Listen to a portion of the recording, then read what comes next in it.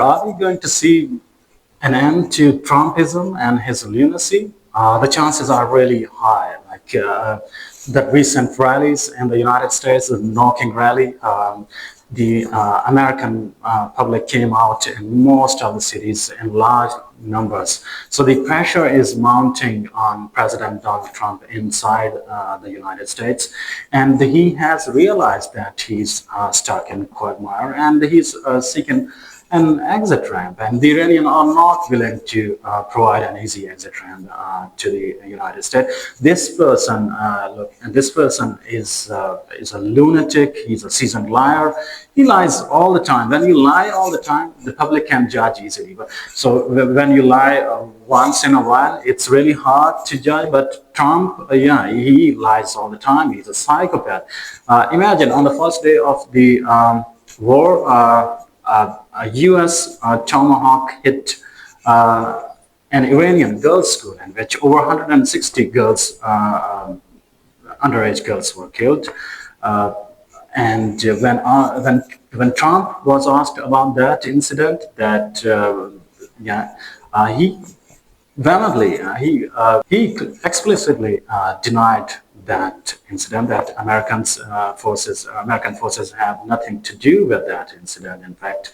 And he went on to say that Iranians did that, and they do have Tomahawk, which is a clear lie. And Marco Rubio, who was standing nearby, he endorsed Trump on that.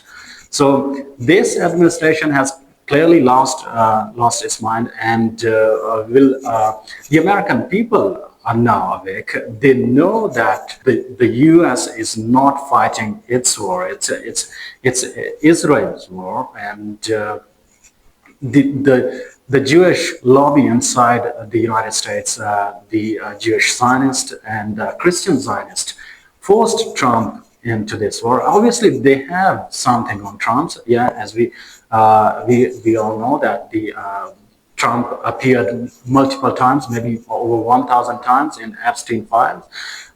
If you appear so frequently in Epstein class, then definitely you have something.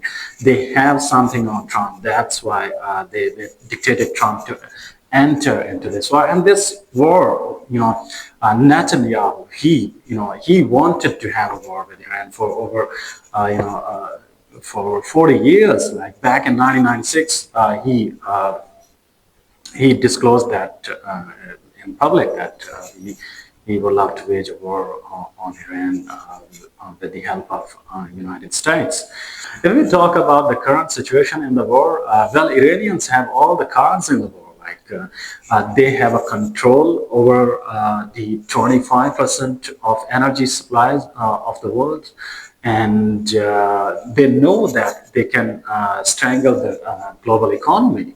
So they would love to use that card as a leverage in the talks. And 25% is a massive, it's a massive number. Like it can completely tank the global economy. We can see the effect of that in India, Pakistan, South Korea, and so many other countries. Like even in America, so the Iranians hold that card. It's a very, very strong card, and coupling with Houthis, they have the capability to control the Red Sea, and by firing a couple of missiles on Israel, they showed to the world that they can control the Red Sea and the Bab el-Mandab, and 12% of oil flows through the Red Sea. So if Strait of Hormuz is closed and also the Red Sea is closed, then the global economy will be in big, big trouble. And Netanyahu and Trump would have to be blamed for that. And Trump knows that we are approaching the midterm elections very soon, and it's highly likely that Republicans will lose this election. If they do so, then President Trump will be impeached, and most probably that will be the end of Trump's presidency. Okay, question about the ground invasion. Yeah, we know recently the Americans sent over 2,000 special forces to the Middle East. Uh, these that number is not sufficient to invade Iran.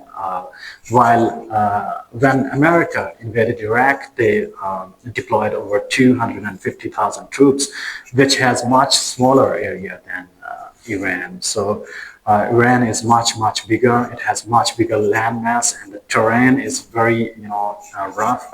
It's mountainous, deserts. So the Americans and Israelis will need over the military experts say over 500,000 or 1 million troops in order to invade Iran. So these forces could be used for special targeted operations like capturing Karg Island or seizing the Strait of Hormuz. But even if they do capture Karg Island and have control over the Strait of Hormuz, they will be very easy target for the Iranians because the Iranians have plenty of ballistic and cruise missiles, and these targets are well within reach of Iranians' artillery. So the question of ground invasion is out of the equation. This means that Trump is losing this war. Yeah, on many fronts, he is exposed.